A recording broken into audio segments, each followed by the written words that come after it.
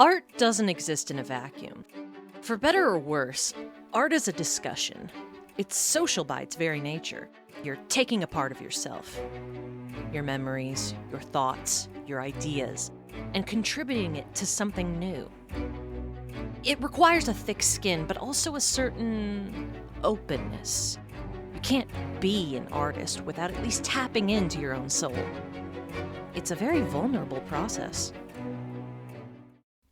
Once it's out there, your creation takes on a life of its own. It's no longer simply your ideas. It's all of the ideas other people can draw from it. This video is an example of that. I'm going to tell you a little bit about 3 different pieces of media, and the common themes I happen to notice. I never really had a frame of reference for Elton John. My father hated his music, and I'm terrible with celebrity names. I was always the type to focus solely on the music and never give a second thought to the artist's personal lives. One day, I started listening to the best song in the world, playing it until I could recall every note. So when I learned it was inspired by a different song, I wanted to check it out. It's just you singing and piano, and I was like, Hallelujah, Hallelujah, when I felt your flavor.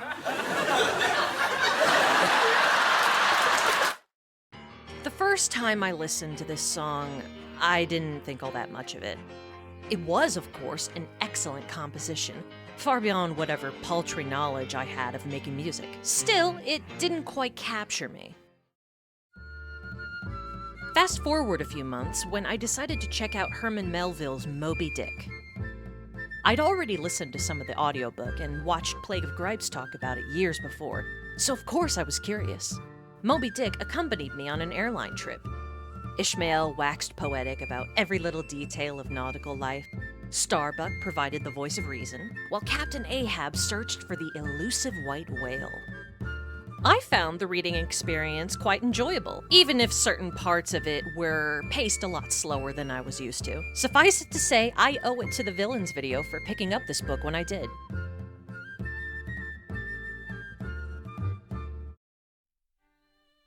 Plague of Gripes, also known as Eli, is a digital artist and content creator. In his Villains video, he begins in typical Plague fashion, talking about the concepts of good and evil as most of us understand it. He posits that villains are agents of change, that a story must have conflict in order to gain momentum.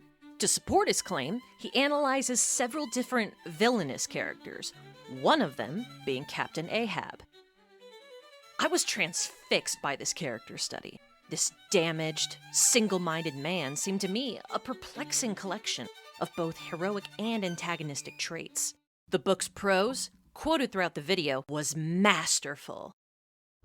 All that most maddens and torments, all that stirs up and leads to things, all truth with malice in it, all that cracks the sinews and cakes the brain, all the subtle demonisms of life and thought, all evil to crazy Ahab, were visibly personified and made practically saleable in Moby Dick.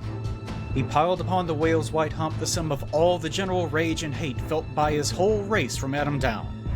And then, as if his chest had been a mortar, he burst his hot heart shell upon it. So I gave this book a chance to reel me in. The opening chapter to the audiobook had me hooked from the first 3 words. Call me Ishmael. After that gut punch of a hook sentence, the narrator describes man's universal and inevitable fascination for the sea.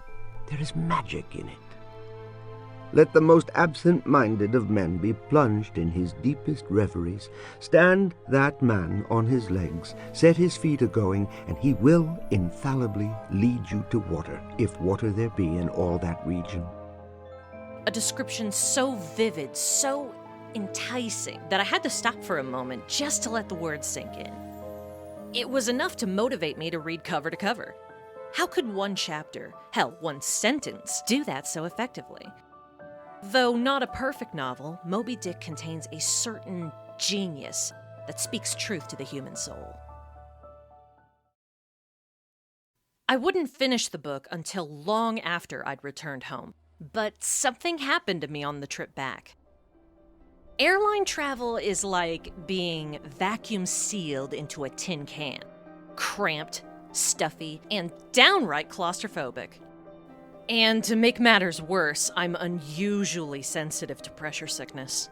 So at one point, the Dramamine stopped doing its job, and I received a blistering migraine, stuck in that steel death trap through hours of tarmac delays. This experience wasn't unique, even to me. But I found it amusing how much this situation reminded me of Take Me to the Pilot. Afterwards, I reached the nail-biting conclusion to Moby Dick. And I recalled the villain's video. I began to see connections between the song and Ahab's obsession. Ahab's fixation on the whale is shrouded in mystery. Many readings of the book summarize the whale as an allegory for God, the universe, and the unknown. For me, it read as a cautionary tale about the dangers of obsession. It may surprise you to learn that the book was a failure when it was first published. It only gained renown after literature scholars began to appreciate its merits. Yet again, we have people exchanging ideas, finding underrated gems to bring to the spotlight. You know, standard nerd behavior. The captain's main struggle is his own psyche in the chase of an impossible and unknowable adversary, one that evades capture. The whale shows signs of intelligence, and at times even malicious cunning, fueling his hatred. In the villain's video, Plague of Gripes cites the famous line, Is Ahab Ahab? Is it I, God, or who that lifts this arm? mentioning how, if Ahab's hand is moved by God or the fates, then revenge wouldn't truly be his. Powerful stuff. It stuck with me after all this time, and it raises so many questions. While Take Me to the Pilot lacks an intentional message, it allows for freedom of interpretation. Maybe one of these days, I'll post a video where we can go line by line through the song and analyze its lyrics. But I'll just leave you with an overall summary. The bridge and the chorus pretty much sum it up. It's a person who is trying to find answers, who is trying to find direction, purpose, identity. Like an impossible and unknowable adversary. In my experience, the best way to measure ideas is to make connections between them. It can help us gain some insight on what makes them similar or what makes them unique. The book, the song, and the video essay, they all share one commonality: a person taking a long look at themselves and trying to find their place in the world. Content creators use media literacy to try and analyze stories and what makes a character compelling. The captain, in his relentless pursuit, finds his own purpose. Seeing this massive blank canvas, this unknowable mystery, he tries to leave his mark on it.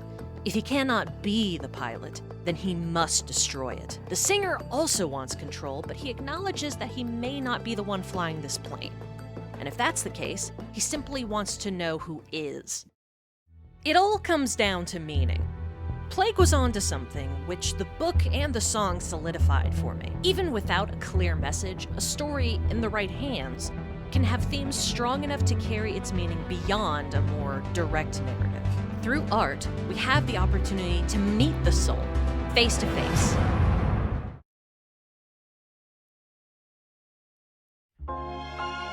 The year of 2024 was a rough one for me. I've desperately hoped that the answers would just fall into my lap, that suddenly I would know exactly where my place is and exactly how to get there. I wanted to do so much, but I was wasting daylight out of fear that I would stumble or that I would wake up and realize that none of it was worthwhile. I've lost count of how many times I've tried to rewrite this video, trying to bring it closer to perfection. But I realized two things. First, I'm still fairly new to this. The only real way to learn is by walking, stumbling, then getting back up again. And second, that I'm taking this content creation thing far too seriously. That's why I've been so preoccupied with failure. I was trying to place this fictional burden on myself to reinvent the wheel or create a masterpiece. How silly is that? I should be learning, exploring, having fun. So, no more stalling. Let's get to work.